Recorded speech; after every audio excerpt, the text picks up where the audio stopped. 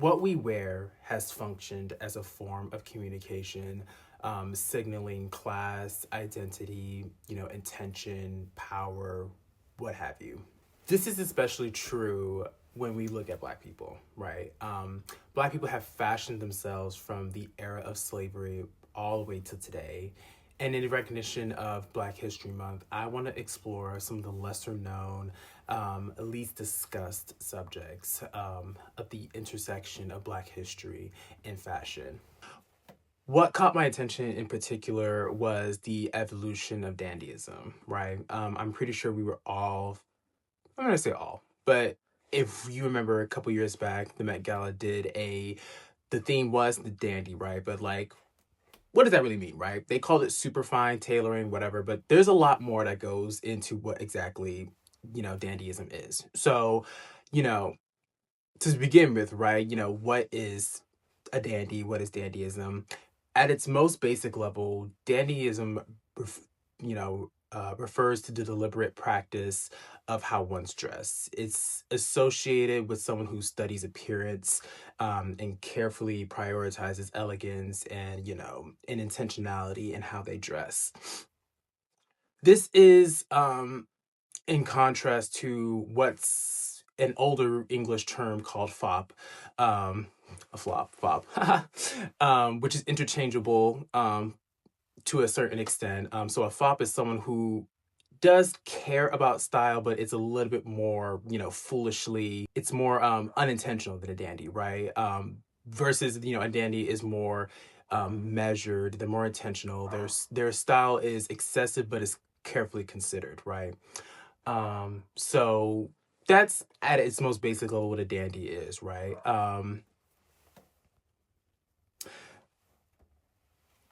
Between the 15th and 18th centuries, however, the fopperies, which I guess you would call it, merged with dandyism as the European exploration of the so-called New World transformed into colonization, exploitation of the land and people.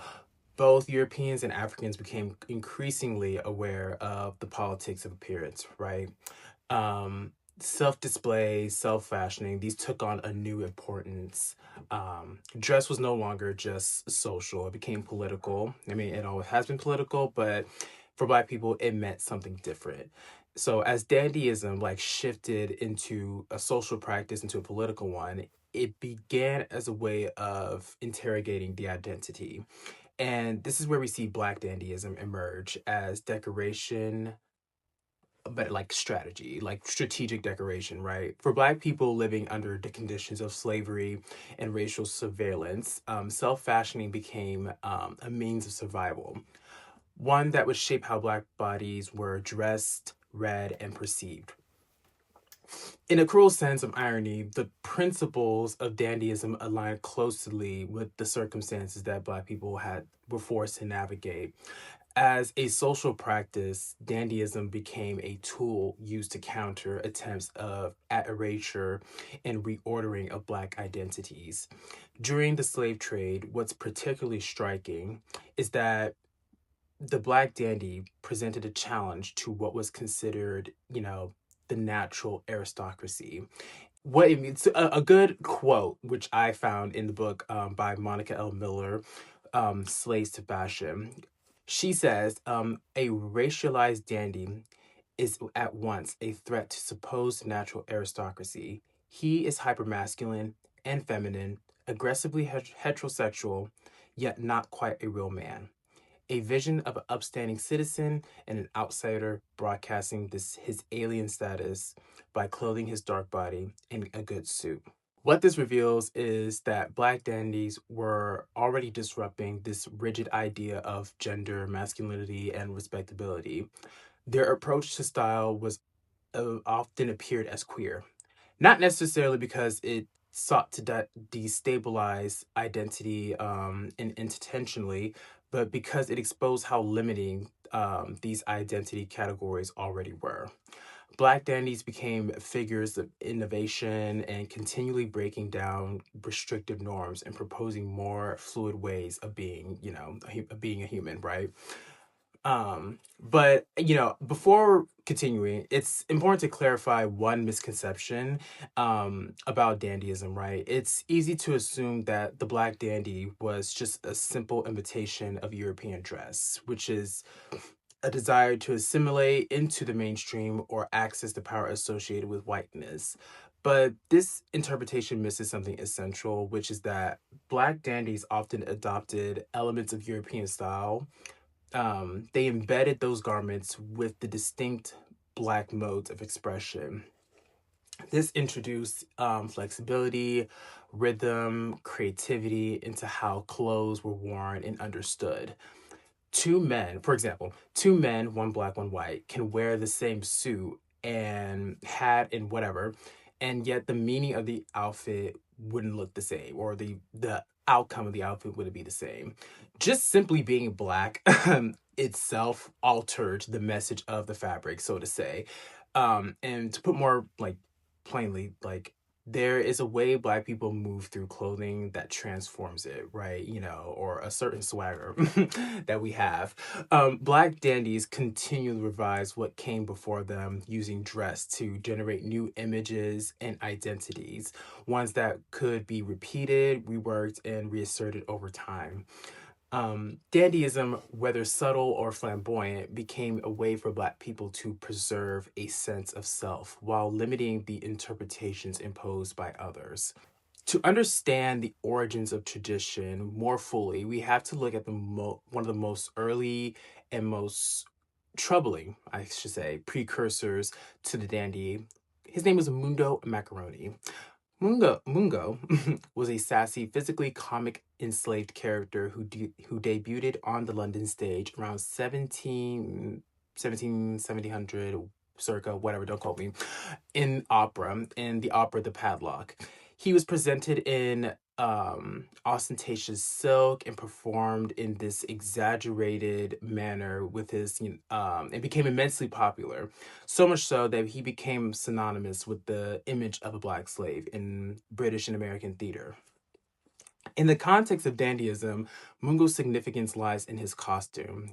He wore these glittering uniforms that could be read either as impressive or absurd for a black enslaved person in the 18th century, precisely because it masked the dehumanization and emasculation imposed by chattel slavery.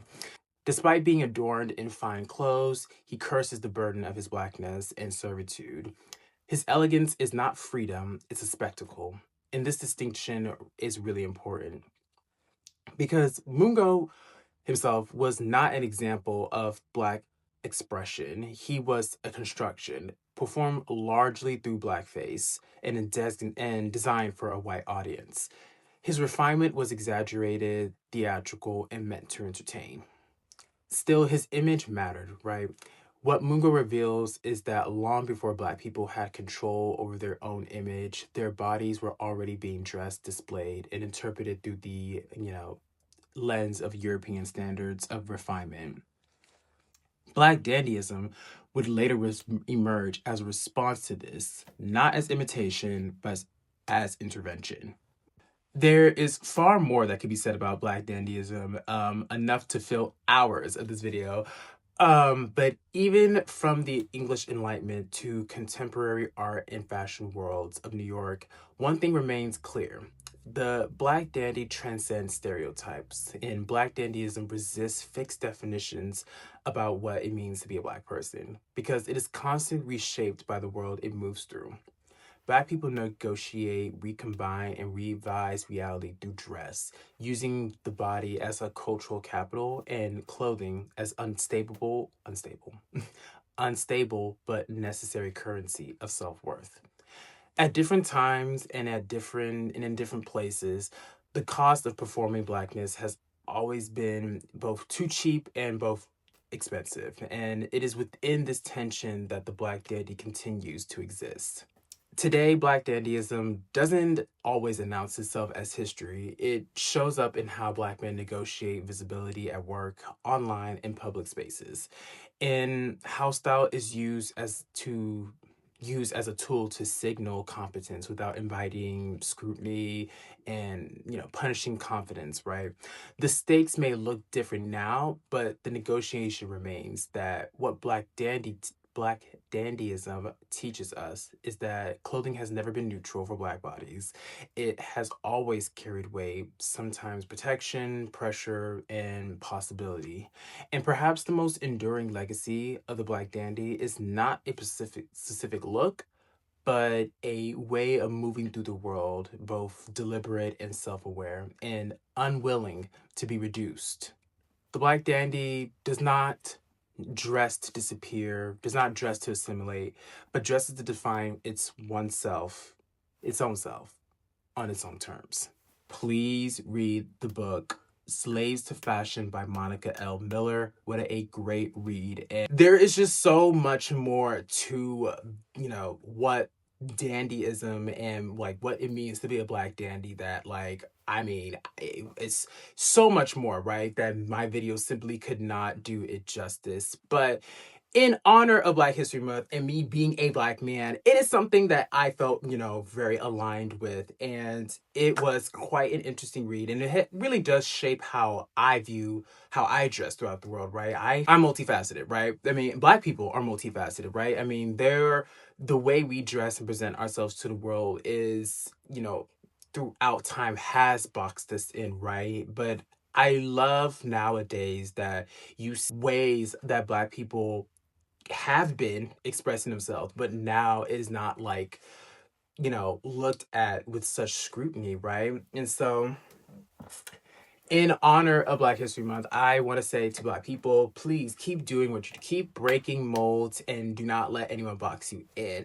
And for everyone else, thank you for appreciating and listening to, Black culture, because Black culture is human culture.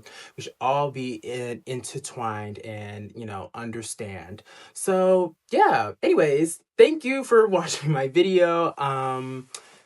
Don't know what the next one is going to be, but